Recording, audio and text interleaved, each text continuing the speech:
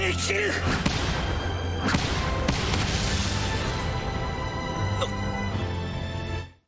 everybody, and welcome back. We got another Haikyuu review for you from the To The Top season. It's episode 16, covering Broken Heart.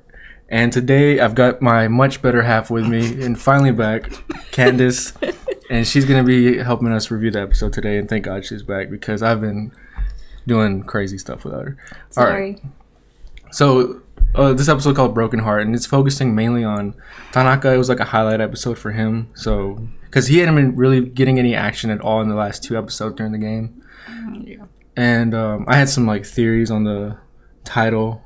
Well, to be honest with you, he actually not as much. He doesn't get as much of a highlight, like even in throughout the season and even previous seasons, he doesn't have much highlight. Well, I mean, obviously he's not the main character, but it's like pretty refreshing to see more about him, you know. Mm-hmm. So it was a pretty good light episode. Yeah, because it's dealing with a lot of him, like you said. Like he hasn't been getting a lot of showtime in the previous like seasons, even because it seems like the gap between all the other players and him just keeps growing and growing. Yeah, and that was his main issue, dealing with him being just an average player, with him thinking prior to the like joining the team and all that he was like something special. Like he even said he was like a prodigy or something. Yeah, like he thought of himself as a prodigy. And it's just him trying to deal with it's him trying to accept the fact that he's average, but him being like that, the only way he can really compete with everybody is to like focus and try hard and not give up and maintain that positive like energetic attitude that he's always maintained, which is kind of sad in a way. Yeah, it was real. This is sad. Did you cry? I wanted to. It was sad, but it wasn't that sad. The part that made me want to cry. This is one of my favorite scenes that like really hurt me in this episode was when because he kept like messing stuff up, and then he called out. He's like left when Tsukishima was gonna get the ball, and then like Tsukishima just went for like a lower chance of scoring with Asahi instead of taking the lower chance of score, higher chance of scoring. Well, like the lower chance of failing. Yeah, the way they said it in the show was like the more like common and accepted play would be for him to set to the left side and let Tanaka try to score. Yeah. But he went for like how can I describe it? We'll show it too. Yeah. Well, he went for Asahi, who was not in the optimal position to score the ball, but he got lucky because Asahi was on the back line. And he had to go up, and he set it backwards rather than set it towards the net, where Tanaka had a better shot. I'm confused. Well, either way, what happened was he ignored Tanaka. He was screaming like he was going to get the ball, and I thought he was going to get the ball too. And it just emphasized, because the whole first half of it was him screwing up and getting blocked by Suna, the Inarizaki player. He had like the kind of closed eyes in the hair, and I mean, it almost seemed like the two of them were kind of in competitions, kind of like just the two of them, like, you know, because they keep showing his face, like it's like that player is challenging Tanaka. Yeah, and he almost. They kept saying too that he was making Tanaka make those errors and make those mistakes, or put him in a position where he can't have a good easy shot. Where that's when like he spiked it down and he missed it. Like he was supposed to be right on the line and he missed it. Yeah. And it was like the pressure that the defense is putting on the blockers, and then also the pressure of him making mistakes and not doing anything special. Because even the Inarizaki coach was like, "You need to focus on the bald kid." Number 10. Yeah. I think. He said 10? I can't remember. Whatever his number was. But they said focus him because he's like he hadn't done anything special during the match. Yeah. And it just extenuated the fact that he wasn't doing anything well. And then like even all the players he's just kind of blending in the background while everybody else do something. Yeah, he was just the weakest link, pretty much. That's how the other team saw him. Yeah. Yeah, but he had like this little redemption. We had flashbacks of when he first started, when he first joined the team, and then when he the other members were quitting, he stayed on the team and still stuck with it.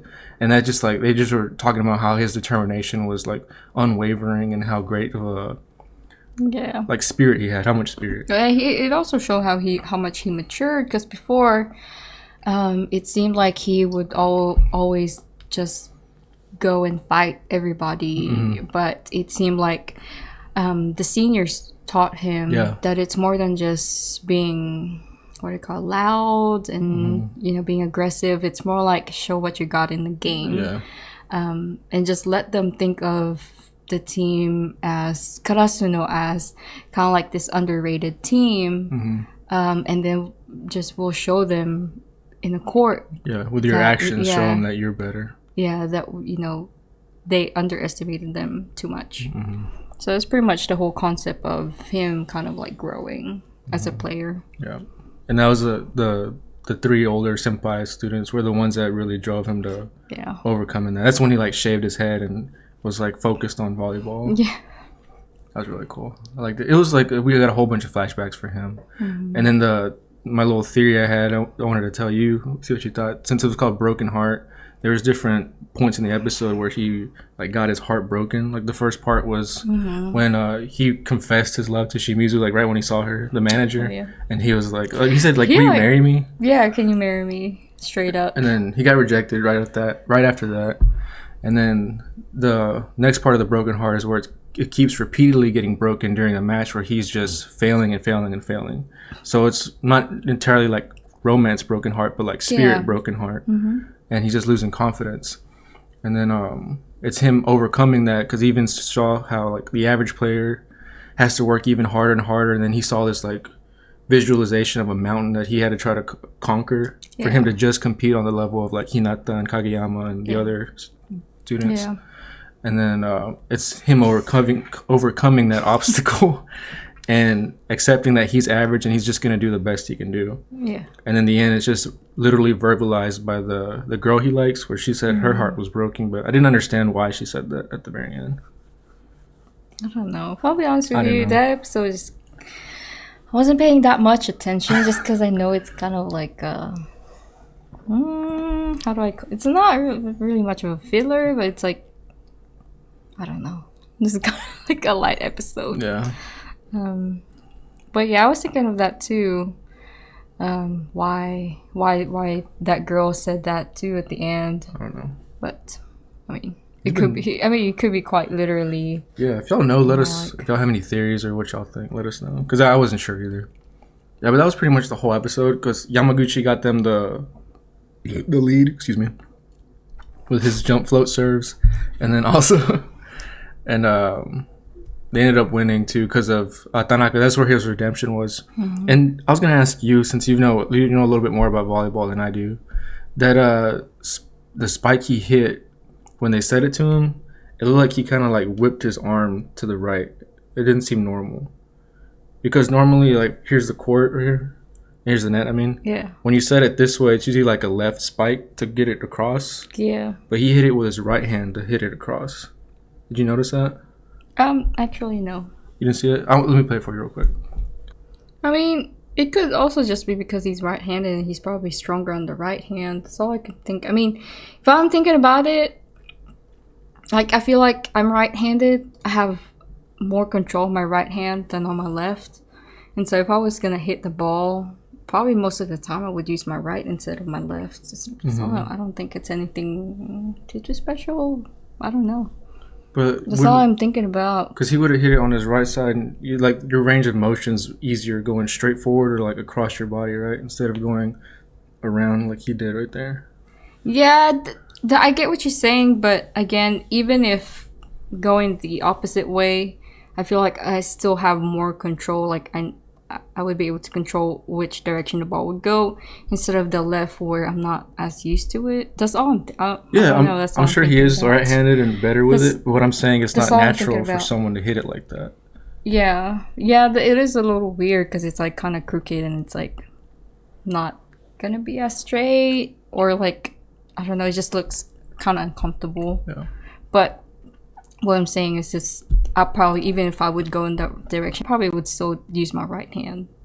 Like, I don't know. Yeah, I didn't expect him to use his left. It's just like it would just seem like something Special. special and Conventional. Yeah, something that you wouldn't, the other team wouldn't expect, because it looked like they were shocked too, because it seemed like they weren't able to react to that cross.